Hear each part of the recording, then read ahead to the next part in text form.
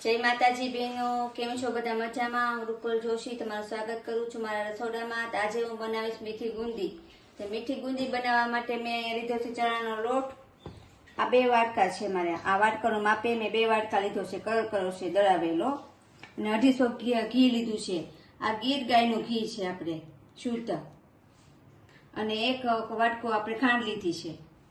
અને આપણે કલર લીધો છે અને પાણી.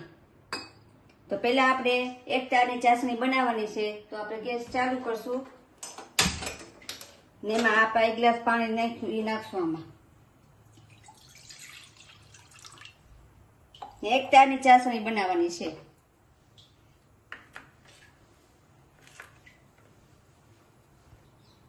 હવે આ જે ખાંડ છે એ આમાં નાખી દઈશું આપણે ને આને હલાવતા રહેવું. 1 તારની થઈને ત્યાં સુધી એને આ ચાસણી થઈ જાય ને 1 તારની, પછી આપણે આ જે કલર લીધો છે એમાં કલર નાખશું થોડો. પછી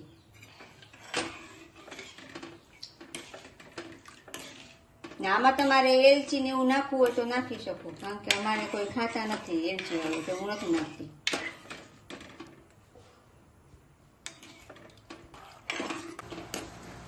જો આપણે આ કલર નાખી દીધો છે ને 1 તારની ચાસણી થઈ ગઈ છે આવી રીતે. હા,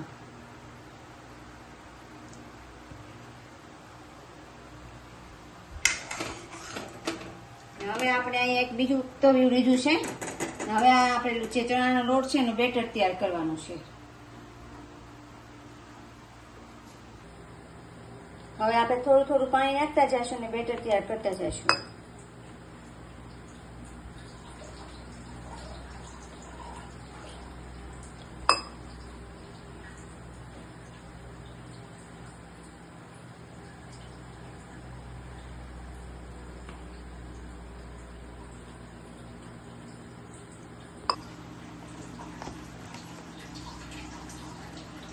જો આવું હોવું જોઈએ, આ રીતનું.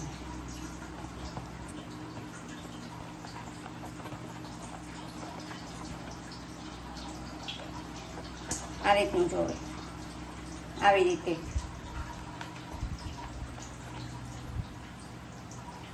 હવે આપણે આ ગેસ શરૂ કરશું ને આમાં જે ઘી છે આપણે ઘીમાં ગુંદી તળવાની છે. પહેલા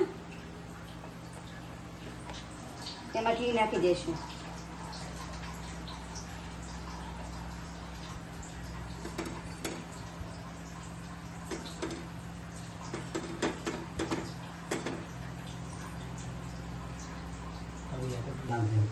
સીધી રાખ.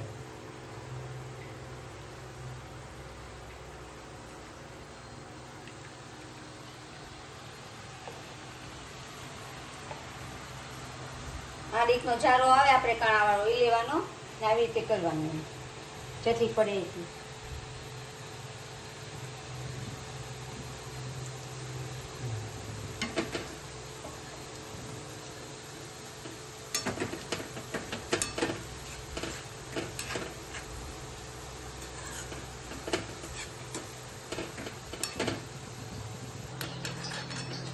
જો આપણે આ બધી ગુંદી કાઢી નાખીશ આમાંથી.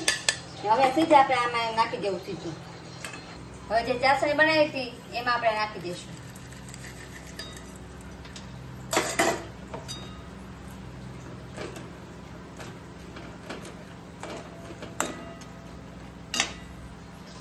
ત્યાં સુધીમાં બીજી બુંદી છે ને અહીંયા પાડી લેવું.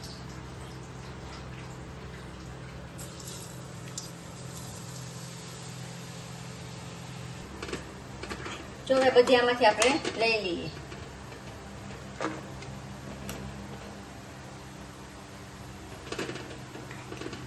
આમાંથી તમારે મોતીચૂરના લાડુ બનાવવા હોય તો આને તમારે પેલા પીસી નાખવાની અને પછી ચાસણીમાં નાખી દેવાની. મિક્સરમાં પીસી અને પછી ચાસણીમાં નાખી દેવાની સીધું, એટલે આ મોતીચૂરના લાડુ થઈ જાય. આને છૂટી રાખવી તો છૂટી રાખવાની, લાડુ વાળવા તો લાડુ વાળવાની.